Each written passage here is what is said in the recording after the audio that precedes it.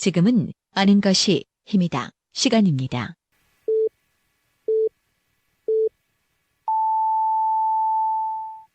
Welcome to the best podcast. Knowledge is power.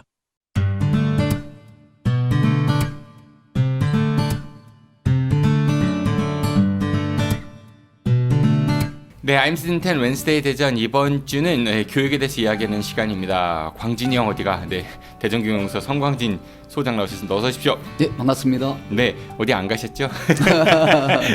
네, 그리고 중도일보 이면 기자 나오셨습니다. 어서 오십시오. 안녕하세요. 네, 얼마 전 그 경주시청 소속 철인 3종 경기의 그 선수죠. 고 최숙현 선수가 이 동료 선수나 감독 그리고 팀 닥터라고 불리던 운동 처방사의 그런 폭력에 의해서 극단적인 선택을 하는 안타까운 일이 있었는데요. 그래서 오늘 광진이 형 어디가 시간에는 우리나라 엘리트 체육의 현실과 그 문제점에 대해서 좀 이야기를 나눠보도록 하겠습니다. 우선 소장님, 그 네. 우리나라 학교 현장에서의 그 엘리트 체육이라는 거 있잖아요. 그 뿌리를 어디에 둘 수 있을까요? 이 학교 운동부가 만들어지는 시점, 그야말로 우리가 체육 스포츠사와 함께 시작됐다 볼 수 있습니다. 그래서 지금 무슨 말이냐면 우리가 이미 그 일제 시대에 각종 스포츠가 들어왔을 때 대부분 이제 학교와 이제 연관지어서 학교의 운동부가 만들어지면서 이게 이제 스포츠 선수들이 육성됐고 그 육성된 선수들에 의해서 스포츠가 이제 나름대로 잘 소개되고 경기도 벌어지고 뭐 그렇지 않습니까? 그것이 뭐 지금까지 계속 이어져 내려온 것이라고 볼 수 있고요.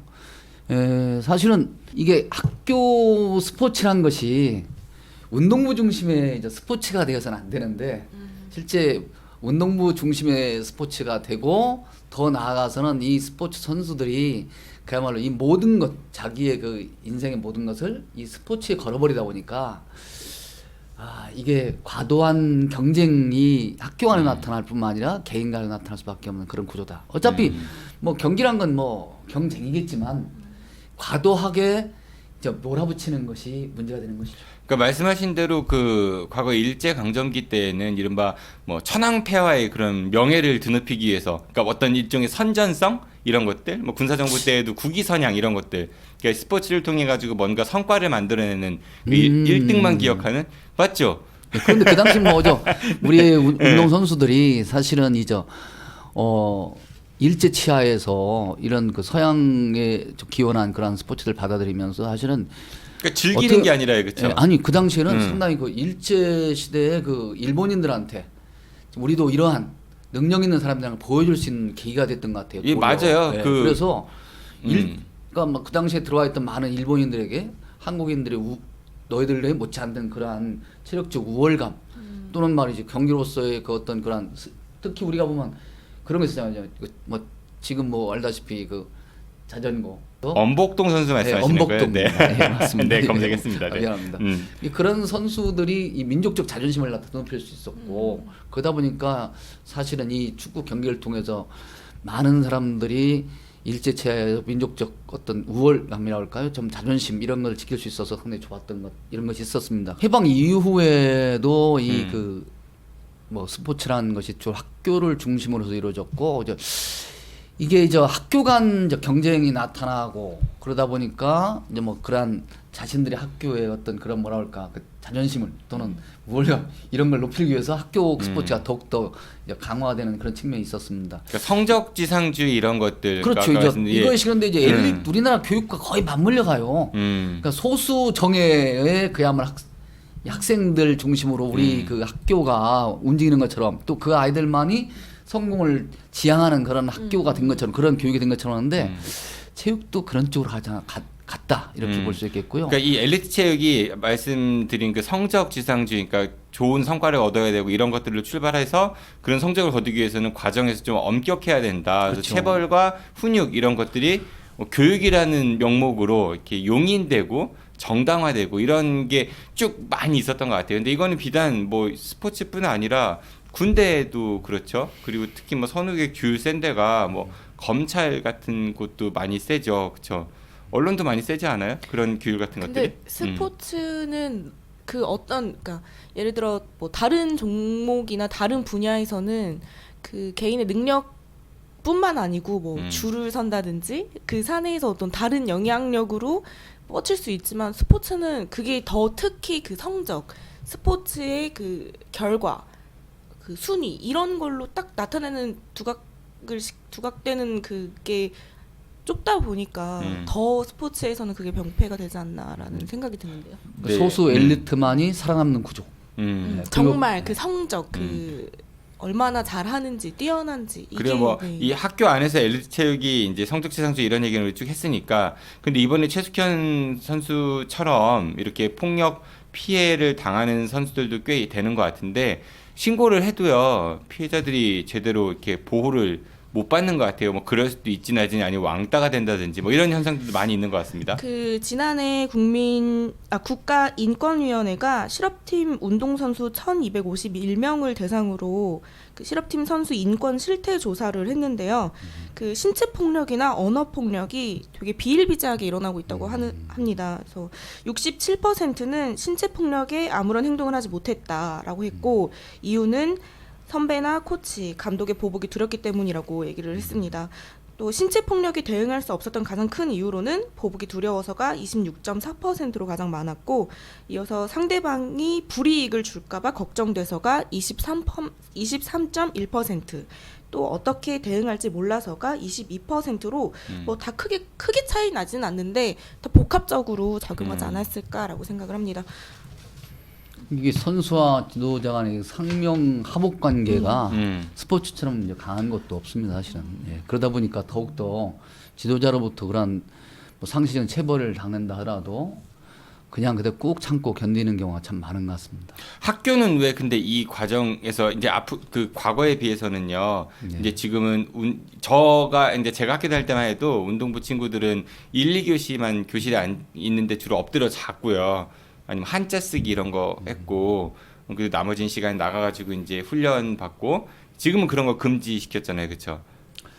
지금 주말 리그 뭐 이런 식으로 하고 그럼에도 불구하고 이런 문제가 개선이 많이 안 되는 것 같아요. 예, 그 개선이 참 어렵죠. 왜냐하면 지금도 아마 그 스포츠 선수들, 운동 선수들의 경우에 학업과 스포츠를 병행하기가 굉장히 어렵습니다. 왜냐하면 이 학생들이 사실상 초등학교 때부터 기초교육을 나름대로 잘 이수하면서 올라온 그런 상황이 아니기 때문에 그 학생들이 일반 학생들과 섞여서 수업을 할 때 따라가기가 만만치 않은 것이 현실입니다.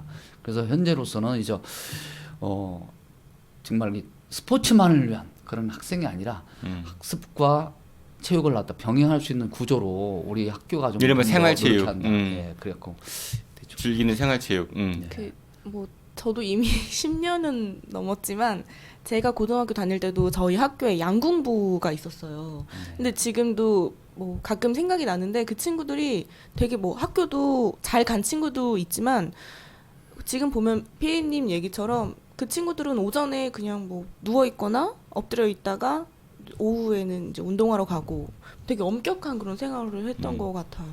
그러니까 실질적으로 이 친구들이 전국체전 이런 데서 입상을 하면요, 그나마 뭐 실업팀이나 아니면은 프로팀 아니면 대학에 진학을 하는데 입상을 못하면은 거의 인생에서 상당히 힘든 길을 또 걷기도 하거든요. 그러니까 이런 제도적인 부분들도 분명히 뒷받침이 돼야 되지 않을까 싶은 생각도 드는데 뭐 그건 이제 또 논외고 이제 지금 오늘 주제는 아니니까 어쨌든 이런 폭력 피해, 그러니까 저도 많이 봤어요. 학교 때 뭐 저희 학교는 뭐 소장님하고 우리 같은 학교 나왔잖아요. 야구부 그 야구 방망이로 소장님이 저보다 한참 선배님이시니까 근데 많이 아이들 두드려 맞았고요. 그리고 또 농구부 친구들도 그 많이 두드려 맞는 거 봤거든요. 저 목격했거든요. 많이 보셨죠? 네, 그럼요. 과거에는 경기 중에도 그렇게 싸대기 때리고 불러다가 으슥한 거를 막 그냥 혼내주는 거, 체벌하는 것을 그 관중석에도 목격할 정도였으니까 사실은 이 학생 선수들에 대해서 그야말로 그 지도자들이 그 대하는 태도가 인권이라는 게 없네요. 거의 정말. 없었죠. 인권보다도 너가 나중에 잘 되려면은 좋은 학교에 가거나 선수로서 성공하려면은 이런 성과를 거둬야 되니까 그러니까 어쩔 수 없이 견뎌야 된다 이런 어떤 일종의 사랑의 한 방법이다 이렇게 되는 경우도 많고 실제로 그게 또 어느 정도 용납이 되는 부분들도 있었던 것 같긴 해요. 근데 그때 당시에는 뭐 운동부가 아니라 그냥 일반 뭐 인문계 그 학생들한테도 되게 그렇죠. 그 체벌이 비일비재했던 시기 아니에요? 네, 그렇죠. 사실 우리가 보면 뭐 7, 8, 90년대까지도 보면 학교 내에서 체벌이 뭐 일반화돼 있었는데 그때 보면 그런 게 있잖아요. 성적을 높이기 위해서 또는 뭐 수학 성적이 낮으니까 높이기 위해서 뭐 그냥 몇 점까지 맞지 못 해보셨어요? 아니 소장님이요? 해보셨어요? 전혀 국어 성적 저는 몇 점 아래 뭐 이런 거. 저는 성적과 갖고 아이들한테 혼낸 적이 없어요. 사실 상담한 적 있지만 왜냐면 성적이라는 게 그렇잖아요.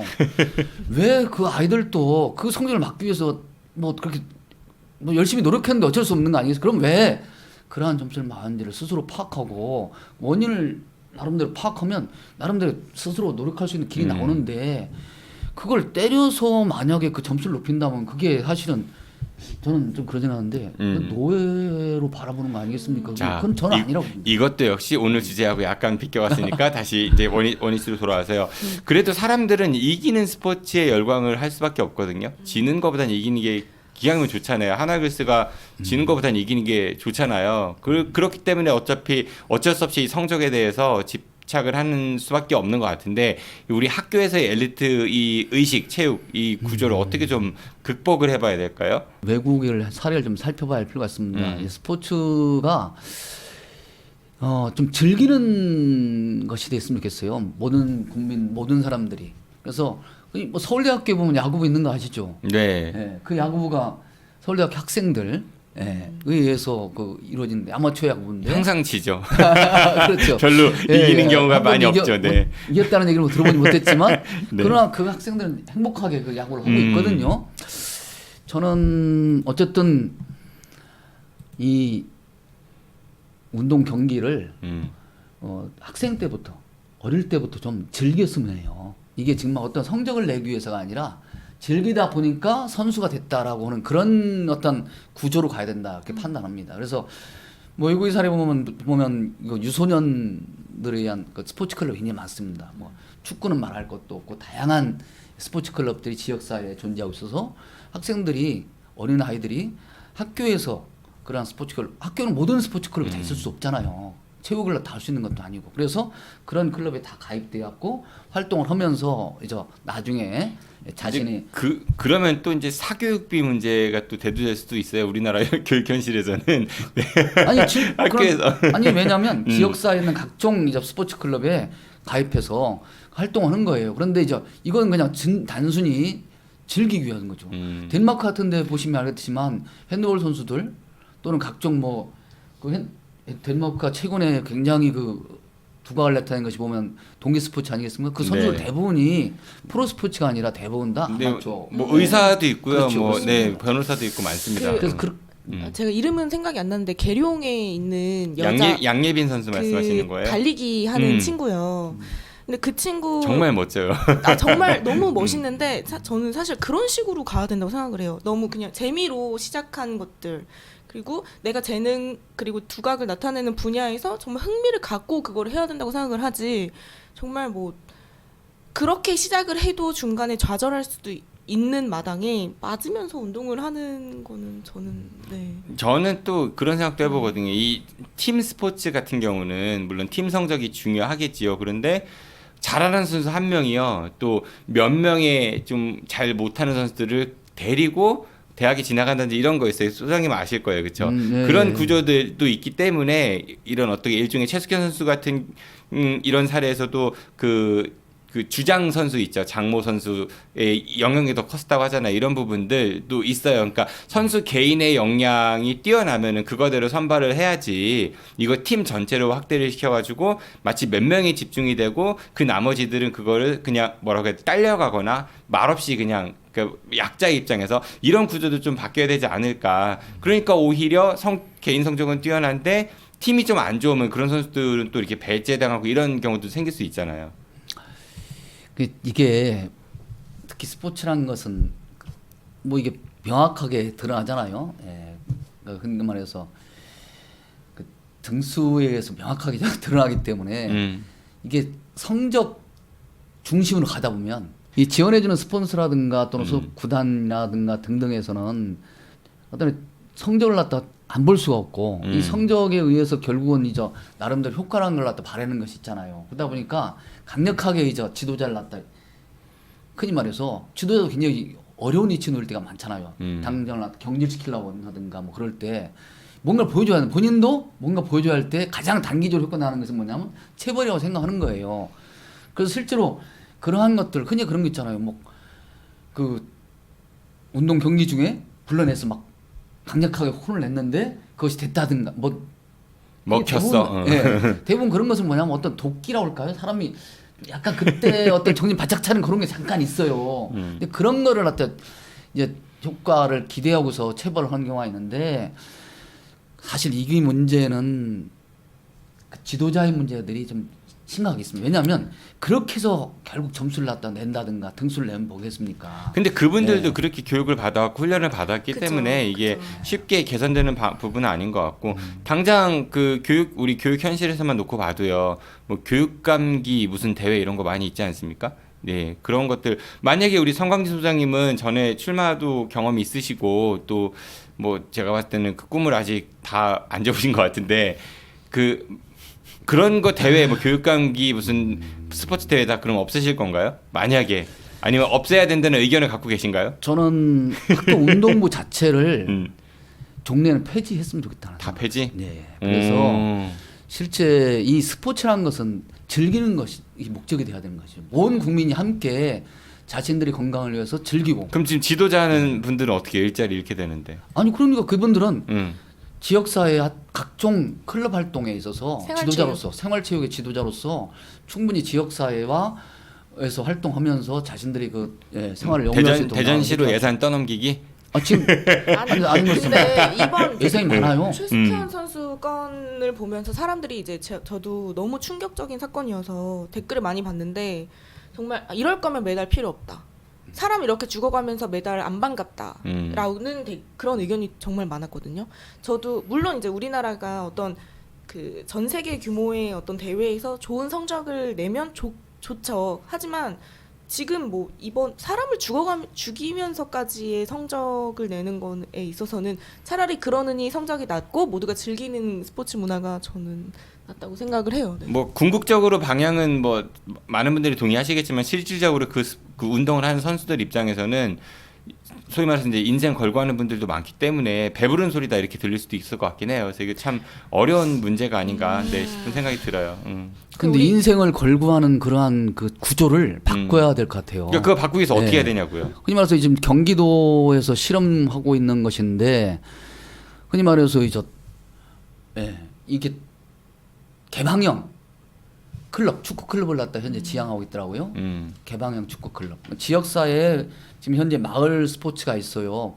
이 추구하고 있더라고요. 그 마을 스포츠 클럽이 있고 마을 스포츠 클럽과 학교의 운동부가 같이 결합을 해서 축구 선수가 되고 싶어하는 사람은 누구한테나 개방이 되어 있는 거예요. 그 지역사회에서. 그리고 그걸 또 지원도 해주고. 그러나 또 마을 클럽에서는 그냥 좀 취미로 하는 사람들이 계속 가서 활동하다가 이 선수가 되고 싶은 선수로서 활동하고 싶으면 학교 운동부에 소속돼서 시합은 나가지만 그 학교에 소속된 건 아니에요. 뭐 그런 방식으로 이제 하고 있는 거죠. 그래서 그냥 아마추어들이 편하게 운동을 하다가 그 운동이 정말 자기한테 맞으면 어떤 운동부에 소속돼서 대회 나가서 좋은 성적 거둬서 이제 뭐 대학을 간다든가 또는 뭐 프로스포츠에 간다든가 이렇게 되는 구조를 갖다 이제 만들어 나가야 되는 거 아닌가 싶고 이런 게 그러면 교육청 차원에서도 어떻게 구조 개혁, 물론 제도 개선이나 개혁 이런 것들이 가능한 부분인가요? 그렇죠. 저는 이제 이 경기도 쪽에서 일단 시작이 올 7월 달부터 시작되는데 이것들이 한번 지켜봐야 할 것 같습니다. 네, 알겠습니다. 이명 기자님 가시기 전에 뭐 이 고질적인 문제 해결 방안에 대해서 우리 지금 성광진 소장님은 학교 체육 안에서의 문제입니다. 이런 개방형 스포츠 클럽 말씀하셨는데 뭐 어떤 대안이나 조언 같은 게 있으신가요? 아까 피디님 말씀 중에 뭐 이미 지금 우리 지도자들도 그런 환경에서 교육을 받았다라는 얘기가 있었는데 그걸 되물림 그런 어떤 폐악, 그런 악습 이런 걸 좀 끊어야 되는 게 일단 저는 필요하다고 생각을 해요.